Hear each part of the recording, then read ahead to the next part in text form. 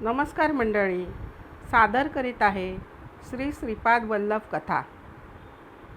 गुरुर्ब्रह्मा गुरुर्विष्णू गुरुदेव महेश्वरा, गुरु साक्षात परब्रह्म तस्मै श्री गुरुवे नमः. नमस्कार मंडळी, सादर करीत आहे अध्याय 11. अप्पलराज शर्मा व सुमती राणी यांचा विवाह.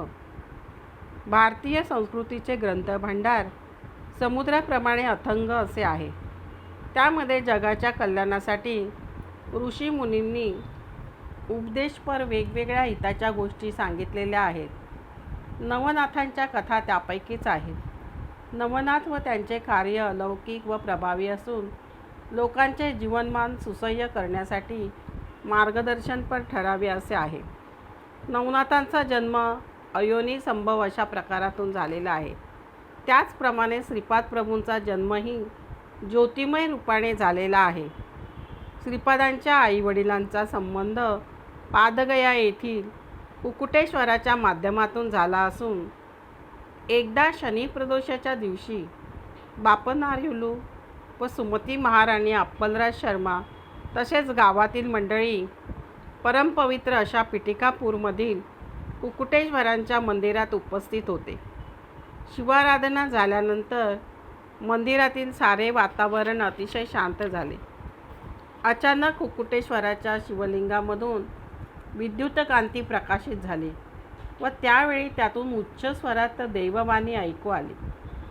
बाबा बापनार्युलू, निसंदेहपणे तुझी मुलगी सुमती महाराणी हिचा विवाह घंटीकोट आडनावाचा अप्पललक्ष्मी नरसिंहराज शर्मा नावाचा भारद्वाज गोत्री आपस्तंभीय वैदिक शाखेचा बालक याच्याशी कर. त्यामुळे लोककल्याण होईल. हा दत्तप्रभूंचा निर्णय आहे. या महानिर्णयाचे उल्लंघन करण्याचा या चराचर सृष्टीमध्ये कुठल्याही व्यक्तीस अधिकार नाही. ही देववाणी व्यंकटप्पा श्रेष्ठींना, नरसिंहवर्मांना तसेच तेथे असणाऱ्या सर्व जनसमुदायाच्या प्रमुख व्यक्तींना ऐकविण्यात आली. ते सगळेजण आश्चर्यचकित झाले. गोदावरी मंडलांतर्गत आईनविल्ली या गावातील राजवर्माचे बंधू मित्र परिवारास वर्तमान पाठविले. विवाहाचा निर्णय झाला. रामशर्मांचे स्वतःचे घरदार नव्हते. त्यामुळे सुमती महाराणीच्या घरातील मंडळींचा थोडा विचारविनिमय चालला होता. श्री व्यंकटप्पा श्रेष्ठी यांची आर्थिक परिस्थिती फार चांगली होती व त्यांच्याकडे पुष्कळ घरे होती. त्यापैकी एखादे घर त्यांनी श्री अप्पलराज शर्मास देऊ केले. परंतु राजशर्मा हे दान घेण्यास तयार नव्हते. श्रेष्ठींनी एक मार्ग त्यातून काढला. त्यांनी अप्पलराज शर्मा यांच्या सोयऱ्याबरोबर बोलणी केली व त्यामध्ये असे ठरवले व राजशर्माला जे वडिलोपार्जित घर मिळणार आहे त्याची किंमत 1 वराह ठरविली. ती किंमत 12 वराहांच्या किमती इतकी भरेल असे ठरले. तेव्हा राजशर्मा म्हणाले, 1 वराहापेक्षा जास्त वराह देण्याइतपत माझ्याकडे पैसे नाही. त्यातून मार्ग काढण्यासाठी व्यंकटप्पा श्रेष्ठी म्हणाले, असे असेल तर मी माझ्या घराची किंमत मात्र 1 वराह अशी निश्चित करून विकतो. दान घेण्यास तुम्हाला संकोच वाटत असेल तर 1 वराह मला देऊन हे घर विकत घ्या. श्रेष्ठींनी जे काही सांगितले ते सर्व धर्मसंमत आहे असे मानून सर्वांनी या व्यवहारास होकार दिला.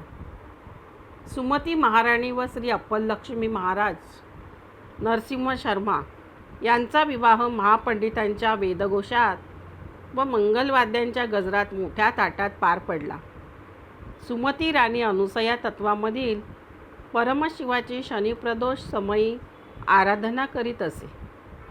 त्यामुळे श्री दत्तप्रभूंमधील शिवतत्व अनुसया तत्वात प्रतिबिंबित होऊन अनुसया मातेसमान असलेल्या सुमती मातेच्या उदरी श्रीपाद प्रभू श्री वल्लभांच्या रूपात अवतरले. मातापित्यांच्या नेत्रांमधून बाहेर पडलेल्या ज्योतींचा संयोग होऊन ती ज्योत सुमती राणीच्या गर्भात प्रवेश करून 9 महिन्यानंतर मातेच्या गर्भातून ज्योतिरूपाने श्रीपाद प्रभूंचा जन्म झाला. वास्तविक पाहता श्रीपाद प्रभू ज्योतिस्वरूपच होते आणि त्यानुसार मातापित्यांकडून केलेल्या ध्यानधारणेमार्फत झालेल्या संयोगातून ज्योतिरूपाने श्रीपाद प्रभूंचा अवतार झाला. श्रोतेहो, तुम्हाला ही कथा कशी वाटली? आवडलीच असेल. श्रोतेहो, कथेला लाईक व सबस्क्राईब करा.